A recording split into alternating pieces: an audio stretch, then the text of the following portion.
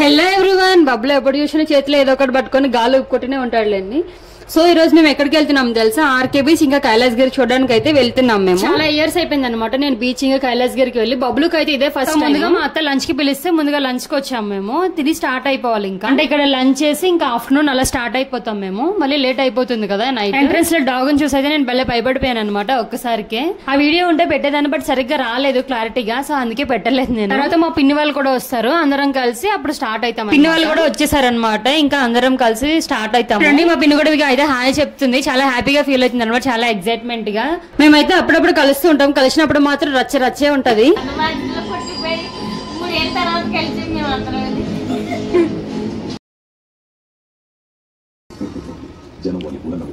అత్త అయితే mutton curry చేసింది అనమాట, ఇంకా అందరం తొందరగా తినేస్తున్నాము. వరకు ఏమో ఫుల్ ఎండలు ఉన్నాయన్నమాట. మేము కరెక్ట్ గా బీచ్ కి వెళ్దామన్న రోజుకి మాత్రం ఇలా ఫుల్ గా వర్షం పడింది మార్నింగ్ నుంచి ఇప్పటి వరకు. ఇప్పుడైతే కొంచెం తగ్గింది అనమాట.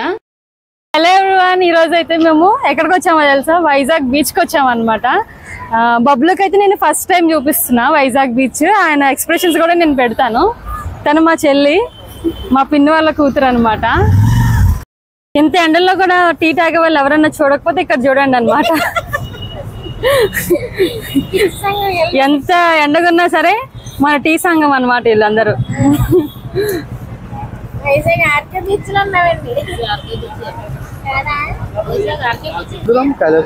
సో మేము ఇప్పుడైతే కైలాసగిరికి వెళ్తున్నాము.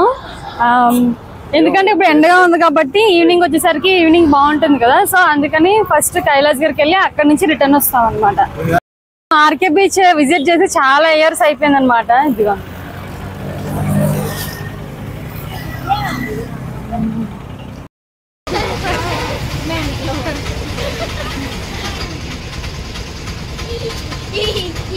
ఎప్పుడు బబ్లు గాలి ఒక్కటనే ఉంటారు.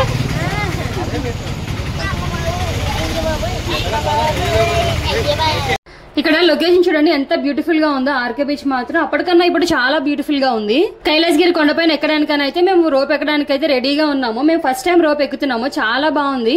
దాంతోపాటు చాలా భయంగా కూడా ఉందన్నమాట. పదండి పదండి, నేను చూడు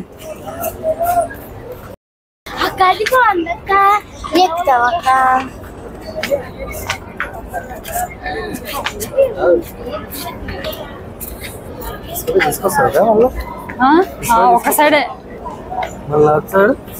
మెట్లు దిగేసి వచ్చేద్దాం. ఇప్పుడు మేము రోప్కి వెళ్తున్నాము. ఇక్కడ కైలాసగిరి కొండపైనకి రోపు 160 రూపీస్ అని అన్నారు. నేనైతే 1 సైడ్ అనే అనుకున్నాను, బట్ 2 సైడ్స్ కూడా అంట. బాగుంది కదా రేట్ మాత్రం. మేమైతే పైనకి వచ్చేసాము, చాలా భయంగా ఎక్కాము, మధ్యలో ఎక్కడ పడిపోతామా అని చెప్పేసి. పైన లొకేషన్ మాత్రం సూపర్ ఉంది, అసలు బీచ్ కనిపిస్తుంది కదా, చూడడానికి మాత్రం చాలా బాగా అనిపించింది మాకు. వాళ్ళు ఎవరో వచ్చేస్తున్నారు, వాళ్ళ తర్వాత మనమే అనమాట. ఇంకా భయంగా ఉంది, ఎలా ఉంటదో ఏమో అని చెప్పేసి. ఫస్ట్ టైం కదా, కొంచెం టెన్షన్ గానే ఉందన్నమాట. ఇప్పుడు మేము రోప్ ఎక్కాము, కైలాసగిరిలో ఫస్ట్ టైం రోప్ ఎక్కాము. ఫుల్ భయం వేస్తుంది, మా వాళ్ళు కూడా ఫుల్ టెన్షన్ పడుతున్నారు. చూడండి ఎలా ఉన్నారో.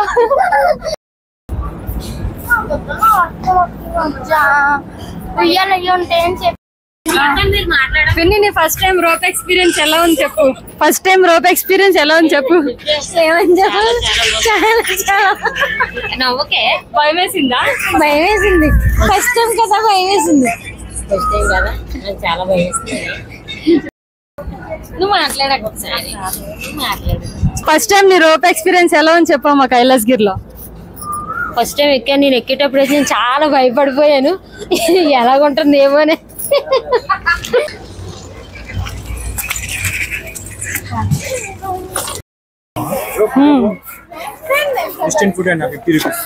ఎంత? 50యా? ఫొటోస్ ఏమో 50 రూపీస్ అంటే వెంటనే ఇచ్చేస్తారంట 1 అవర్ లో. సో మేము ఫోటో తీపించుకోవడానికి అని చెప్పేసి పైనకి వెళ్తున్నాం మేము. నాది తెచ్చినా వెళ్ళిపోతున్నాం.